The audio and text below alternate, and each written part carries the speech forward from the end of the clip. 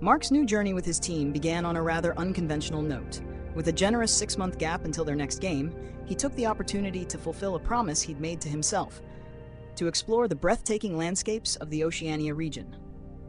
In a bold decision, he informed the board of his plans and requested that the players be given a 3-month hiatus from training. The board approved, issuing a statement to the players that no formal practice sessions would take place during this period. However, there were conditions. The players were mandated to maintain their fitness through a weekly running schedule tailored individually for each of them. The common minimum, covering 15 kilometers per week. The coaches would track progress using a monitoring app, and failure to meet this target would result in a disadvantage when competing for starting positions during preseason. Mark considered this a fair and necessary rule. Unlike the players, Mark's time was his own. He decided to embark on an adventure to explore the Marshall Islands atolls. Among the 29 atolls, he was particularly drawn to the storied Bikini Atoll, a place steeped in history and intrigue. With its lush yet haunting legacy, it beckoned Mark to learn more. Mark joined a guided tour of Bikini Atoll, eager to absorb the wealth of knowledge it offered. The guide, an expert on the atoll's history, shared fascinating stories that painted a vivid picture of the land's past. Bikini Atoll, with a modest land area of 6 square kilometers, had been inhabited for roughly 3,600 years.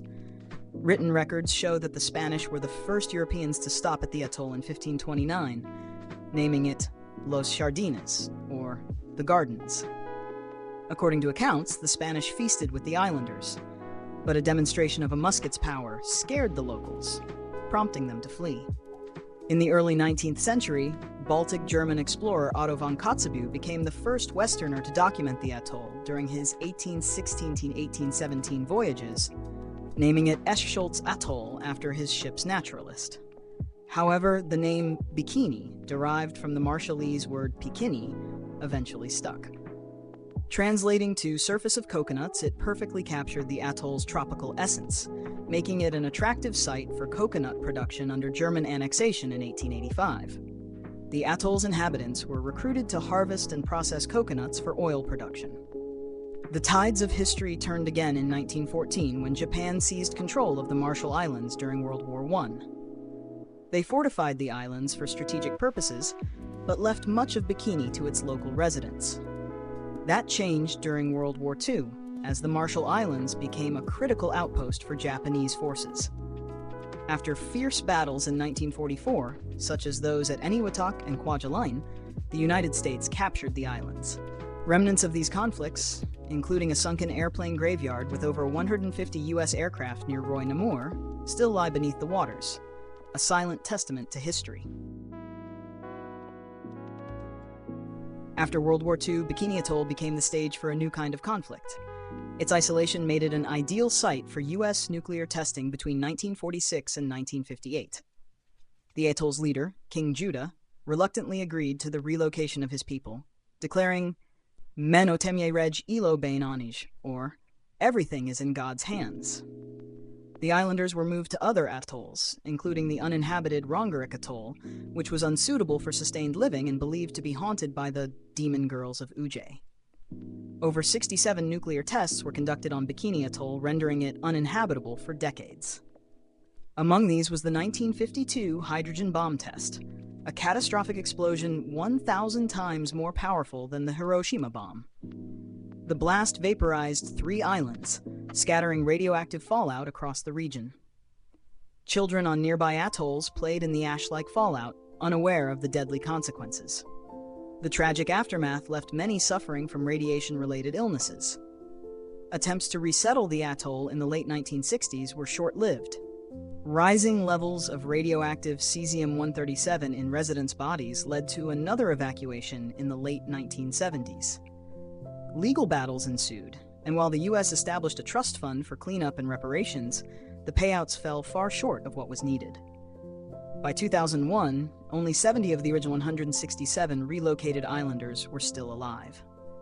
Despite being designated a UNESCO World Heritage Site in 2010, Bikini Atoll remains uninhabitable, though it attracts tourists for its diving spots and historical significance. Mark's visit to Bikini Atoll left a profound impression. The guide's parting remarks, including the lighter note that SpongeBob SquarePants' fictional home of Bikini Bottom was inspired by the atoll, did little to overshadow the sobering lessons of its history. Even the iconic bikini swimsuit, introduced in Paris just 4 days after the first nuclear test, was a stark reminder of the atoll's legacy, a paradoxical mix of destruction and cultural symbolism. Returning to Majuro, Mark felt a renewed sense of purpose. His time exploring the region's history and natural beauty had deepened his understanding of the resilience of the Marshallese people.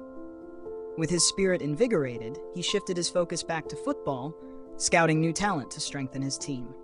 Among the fresh recruits were Carlos Menendez from El Salvador, Mohamed Jnaim from Palestine, Javencio Riesel from Suriname, Michael Fifi from the Solomon Islands, Roger Dam from the Solomon Islands, Wayne Harvey from the Marshall Islands, Jinyi Sadaka from Bougainville. By late March 2028, preseason preparations were in full swing. The team gathered weeks ahead of their first friendlies to build fitness and cohesion.